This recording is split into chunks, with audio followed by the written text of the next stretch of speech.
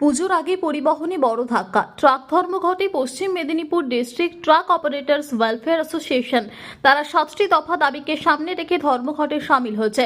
মূলত পশ্চিম বাংলা জুড়ে ওভারলোড বন্ধ করা, পরিবহনের ক্ষেত্রে পুলিশ ডাক পার্টি সিভিকদের অত্যাচার বন্ধ, যত্রতত্র অনলাইন কেস দেওয়া বন্ধ, রাতের অন্ধকারে টাকা নিয়ে ওভারলোডিং গাড়ি পাস করানো চলবে না, আন্তর্জাতিক ক্ষেত্রে ট্রাক ড্রাইভারদের উপর বাংলাদেশের লোকেদের অত্যাচার বন্ধ সহ মোট 7 দফা দাবি তারা তুলে ধরেন।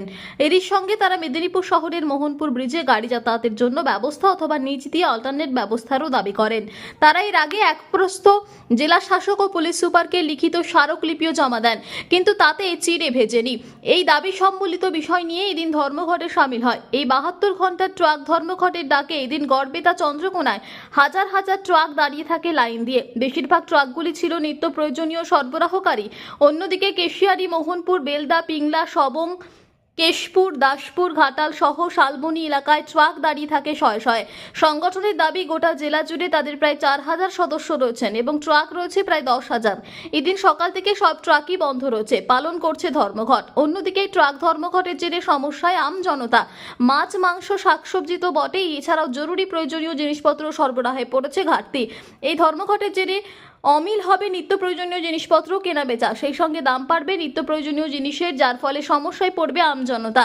সংগঠনের দাবি, আজ থেকে শুরু হলো আমাদের ধর্মঘট। যতক্ষণ না রাজ্য থেকে কোনো সদুত্তর পাবো ততদিন চলবে আমাদের এই ধর্মঘট প্রক্রিয়া।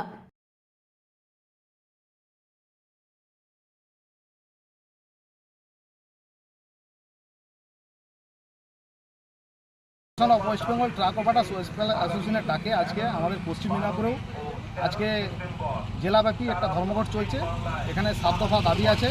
বিশেষত পুলিশি জুলুম, পরিবহন আধিকারিকদের যেভাবে অত্যাচার, রাস্তাতে এবং অফিসে দুর্নীতি, এর প্রতিবাদ, এবং আমাদের জেলার সর্বোপরি মোহনপুর ব্রিজ, যে ব্রিজটি এই 3 বছর ধরে অবরুদ্ধ আছে।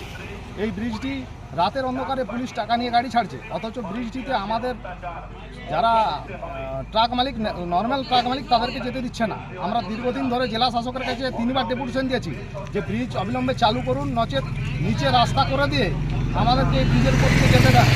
তা সত্ত্বেও এটা হচ্ছে না, এইটা একটা কারণ।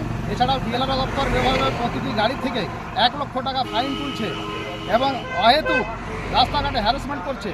এগুলো আমাদের দাবি আছে। এবং বেসরকারি ওয়েবিজ সংস্থা 236 টাকা ওজন করার নামে একটা টাকা তুলছে। এটার আমরা তীব্র প্রতিবাদ জানাচ্ছি।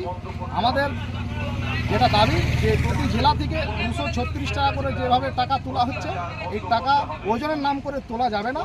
এই সমস্ত সার্বিক কারণেই আজকে আমাদের এই ধর্মঘট।